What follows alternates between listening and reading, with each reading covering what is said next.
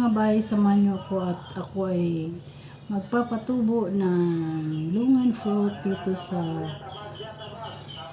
lalagyan ng ice cream kasi wala akong styrofoam. Try natin kung mabubuhay ba to. Yung lungan seeds na binigay sa akin ng kaibigan ko, sabi niya papatubuin ko daw to, kaya try ko kung effective ba talaga ang paraan na to. Ito nga pala yung kailangan ko. Ito lang nilalagyan ng ice cream. Tapos lungan seeds, tissue, tsaka may tubig. Start na natin. Maglalagay lang ako ng tissue dito. Ayan.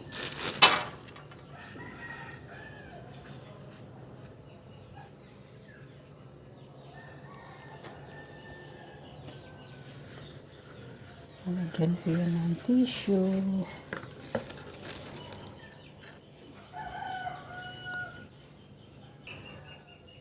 Ayan. Ito na, nalagyan ko yun ng tissue. Babasain ko lang ng konti ang tissue. Ayan.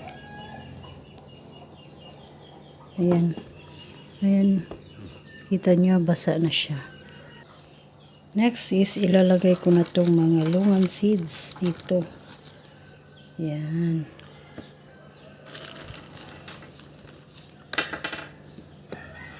Madami-dami din ito.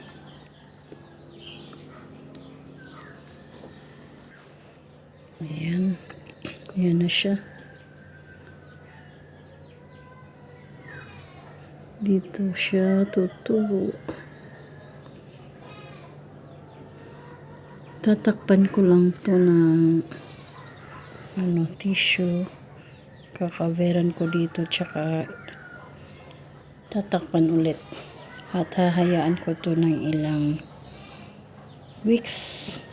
Tingnan ko kung effective ba yung pagtubo nito. Ayan. Tatakpan ko lang ulit ng tissue. Ayan. Hahayaan ko lang to siya ng ilang weeks. Titingnan natin kung effective ba tong paraan ng pagpapatubo na ganito. Kaya abangan nyo mga bay. Ito na nga po pala yung tinanim, yung pinatubo ko na lungan seeds dito sa tissue. Kaya ayan buhay na siya. Nakalimutan ko lang siyang buksan, kaya nagkakaganito. Yung iba, straight yung pagtubo nila. Ililipat ko to sa paglalagyan ko. Ayan, dito ko siya itatanim. 3 piraso ang ilalagay ko dito. Ito. Sana mabuhay. Yung iba, diretso kong itatanim sa lupa yun. Ayan. Ito pa.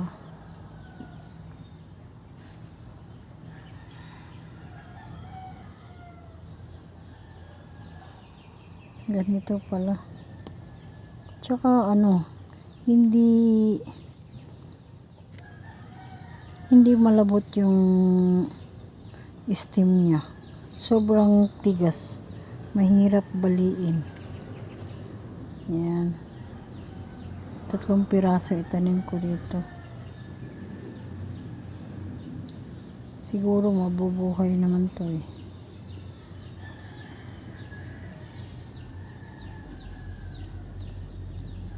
Abangan nyo mga bay, sa susunod na video ko ay ipapakita ko sa inyo kung malaki na siya, yung pag may dahon na siya ilagay, kasi maraming manok tutukain siya, baka mamamatay. Kaya abangan nyo mga bay, kung may dahon na siya ipapakita ko sa inyo. So hanggang dito na lang. Thanks for watching. Bye bye.